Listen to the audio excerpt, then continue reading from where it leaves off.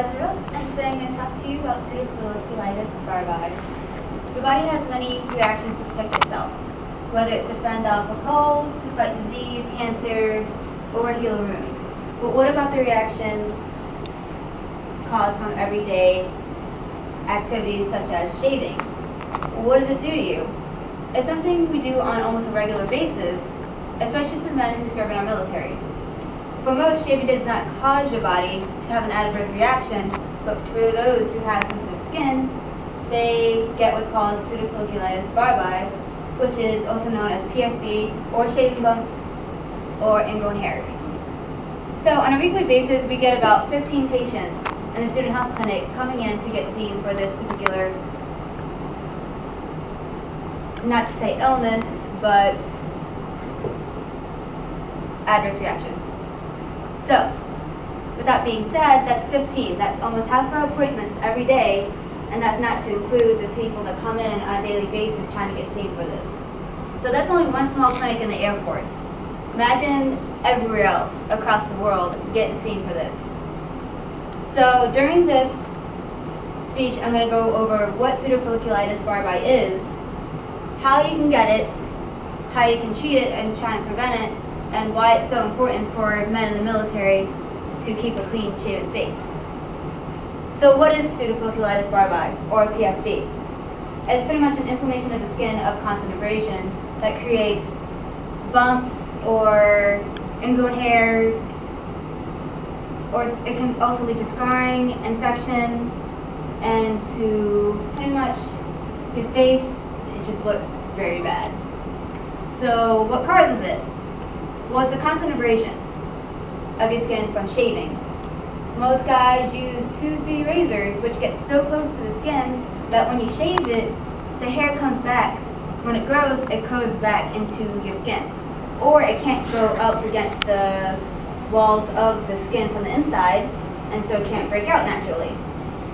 The guys who are more affected by this are African American males or people with curly hair.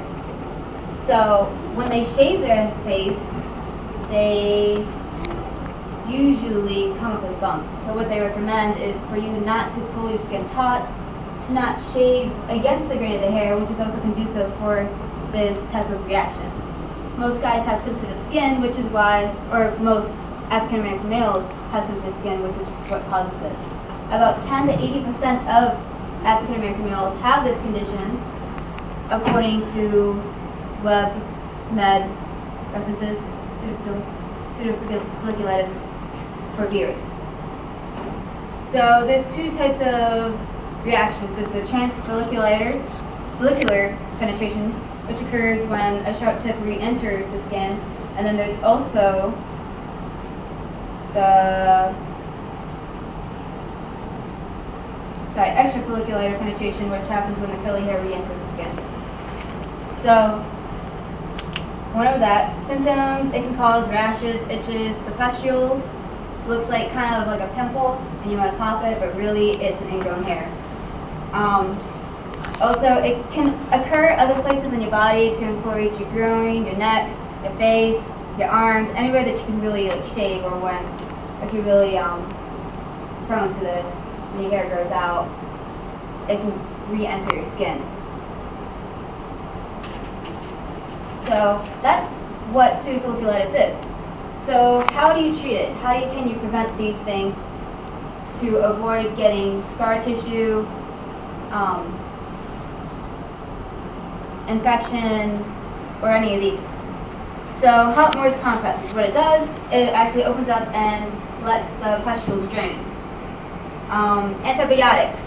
You can get antibiotics prescribed to your doctor, so it can help you avoid infection. Also, it helps reduce bumps. Things like doxycycline also helps. It can cure malaria, but also it treats infections. Antifungal medications and different shaving creams or tetraglycerin also helps. Initially, sometimes if you're allowed to, for 30 days you want to let your beard grow out. Also, this helps clear up your skin a lot. And it's usually about 100% effective, but with males being in the military, according to the AFI 362903, dress and appearance, you have to have a clean shaven face.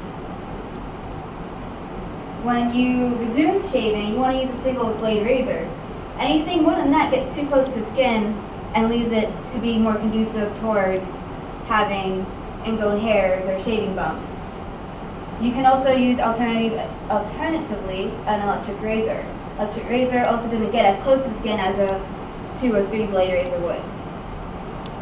You want to kind of aim to have like that 5 o'clock shadow. You want to shave in the direction of the hair follicle, not against it, because anything against it, again, will cause that adverse reaction to your skin. Applying a lotion can also help. Think something with glycolic acid or the tetracycline, which is more something you'd get prescribed. Anything that's kind of like would have a smoother shaving.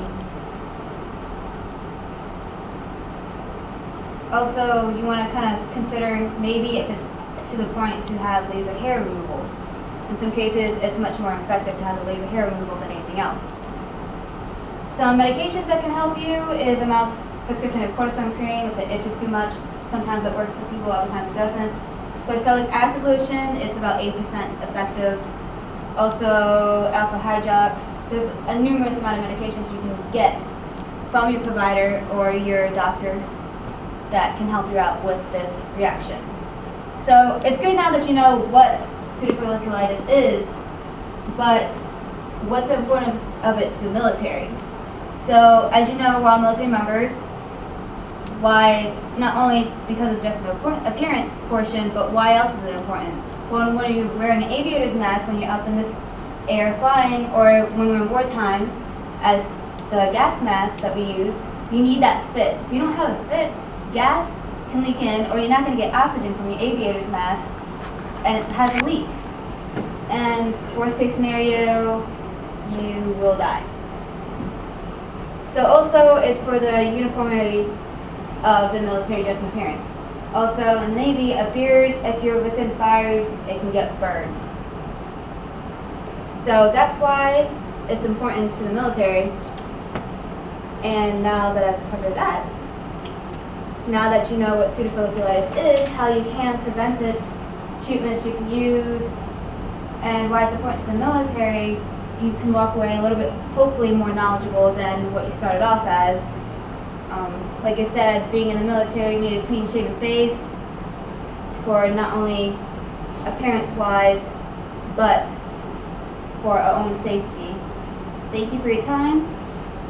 Here, any questions that you may have, you can come find me and ask me afterwards.